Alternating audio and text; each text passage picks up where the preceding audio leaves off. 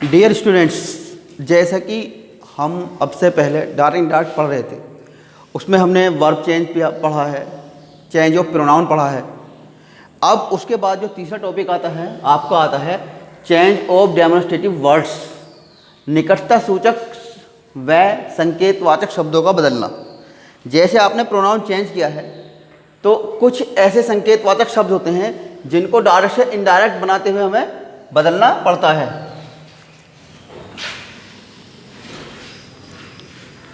Direct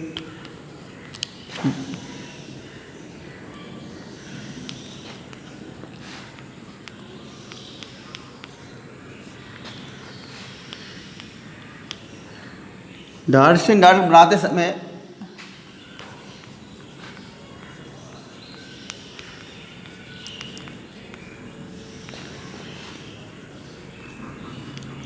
words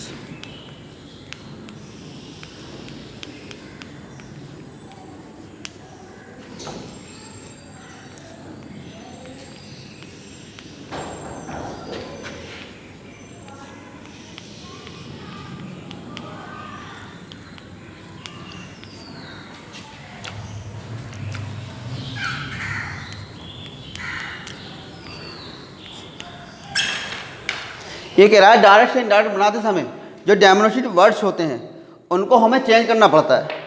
तो उसका मैं चार्ट बनाता हूँ, उसे आपको याद करना है। आपके याद होगा तभी आप इसे चेंज कर पाएंगे।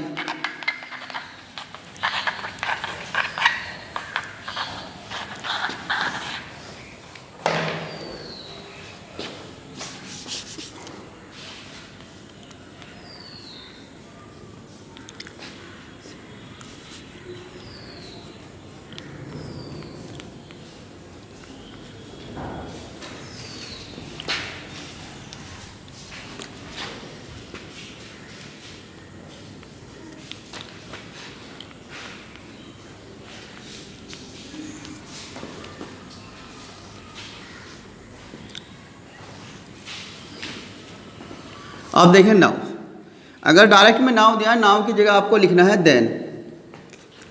दिस दिया है तो दिस की जगह लिखना आपको दैट। दीज की जगह लिखना है आपको दोज।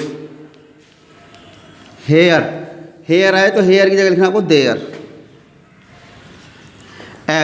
एगो आए तो लिखना आपको बिफोर। थस को सो में।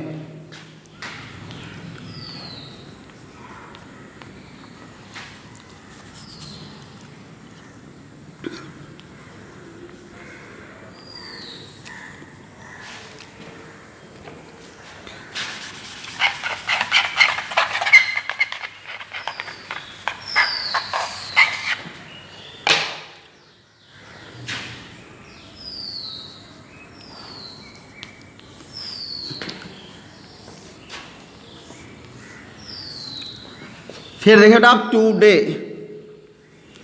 टूडे को चेंज करना है आपको दैट दे।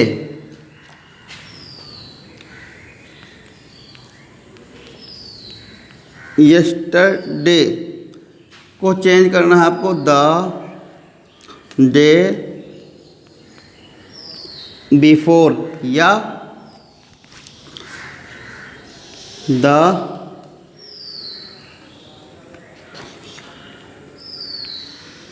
Previous day. फिर है आपका टुमारो बदलना है द नेक्स्ट डे।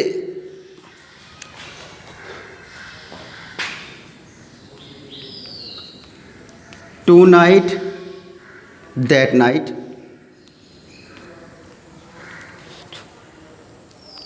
इधर कम बेटा।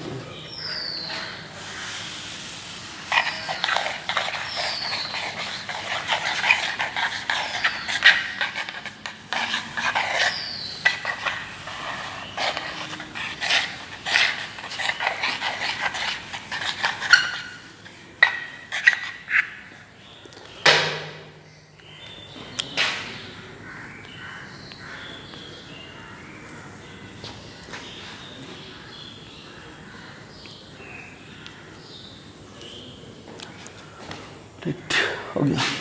देखिए बेटा, लास्ट नाइट को चेंज करना है द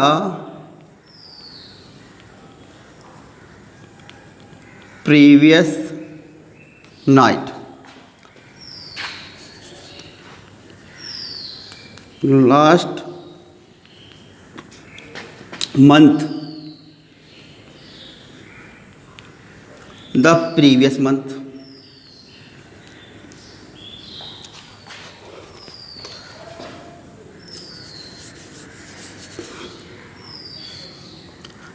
अगर एक साथ दिया हो आपको कम हेयर, तो उसको बदलना है आपको गो देयर।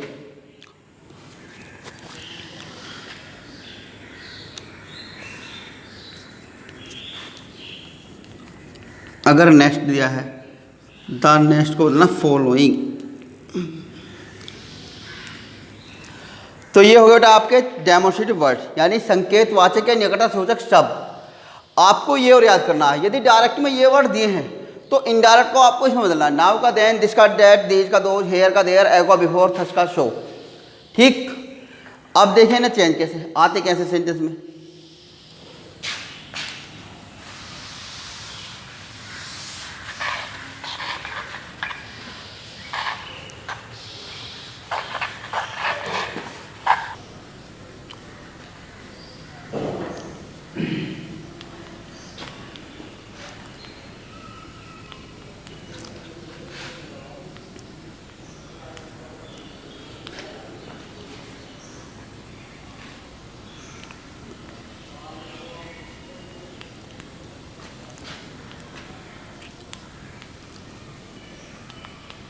इस सेंटेंस में ध्यान से देखो बेटा, ये कह रहा है सी सैड टू मी, उसने मुझसे कहा I can not read this book now. तो सबसे पहले आप क्या करते बेटा, ये देखा हमें चेंज करना। देखो, एक तो प्रोनाउन चेंज होता, एक हमारी वर्ब, उसके बाद डेमोन्स्ट्रेटिव वर्ड्स। अब इसमें देखा आई कैन और दिस और नाउ, इन्हें हमें चेंज करना है। तो सबसे पहले आप करेंगे सी, सैड टू को टोल्ड में, मी इन्वर्टेड कॉमा ये हम क्या लगाते हैं, डेट। आई फर्स्ट पर्सन ने किससे बदला, सी, तो क्या होगा इसका सी। कैन का कुड नॉट रीड। अब आ गया दिस, दिस का भाई हमने पढ़ा है, दिस की जगह हमें क्या लिखना है, दैट। और नाउ की जगह हमें क्या लिखना है, देन। तो इतना करना, हमने क्या चेंज करा, आई को सी में, कैन को कुड में, दिस को दैट में और नाउ को देन में।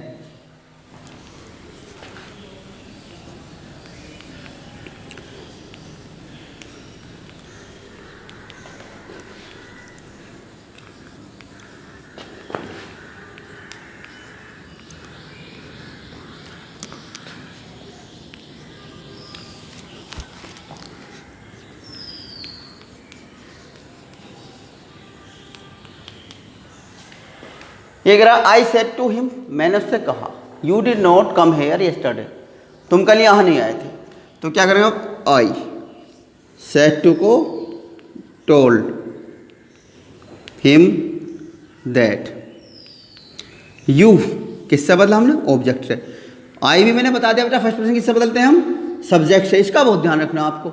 और अगर यहाँ दिया हो सेकंड पर्सन तो किससे बदलना हमें, ऑब्जेक्ट से। अभी में तो हमारा यहाँ क्या होगा, ही। और डिड को बदलते हैं हेड में। डिड के साथ आती है हमारी क्या, फर्स्ट फॉर्म, लेकिन हेड के साथ क्या आएगी, थर्ड फॉर्म। और कम की थर्ड फॉर्म कम ही है, सॉरी। जब मैंने बताया कि कम हेयर एक साथ दिया हो तो उसकी जगह आपको गो देयर लिखना। तो यहाँ हो जाएगा गोन देयर। और यस्टरडे का हो गया भैया द प्रीवियस डे या डे बिफोर, मर्जी तुम्हारी। तो इस तरह से आपको ये चेंज करना है, ठीक।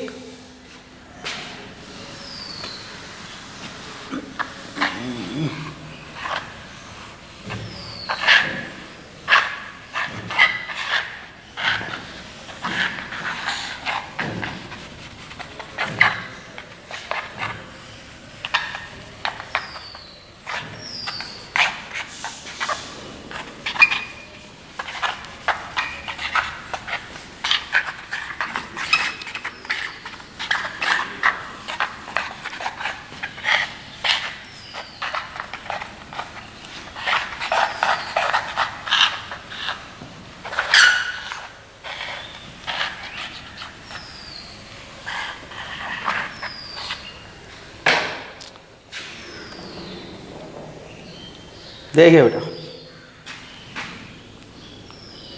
He said this is my book. इसको ज़रा थोड़ा ध्यान रखना भाई, नोट करके लिखे दे रहा हूँ मैं आपको। यदि दिस का प्रयोग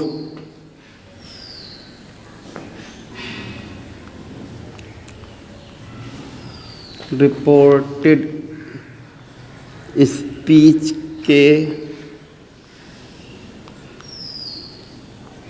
सेंटेंस के सब्जेक्ट के रूप में हो,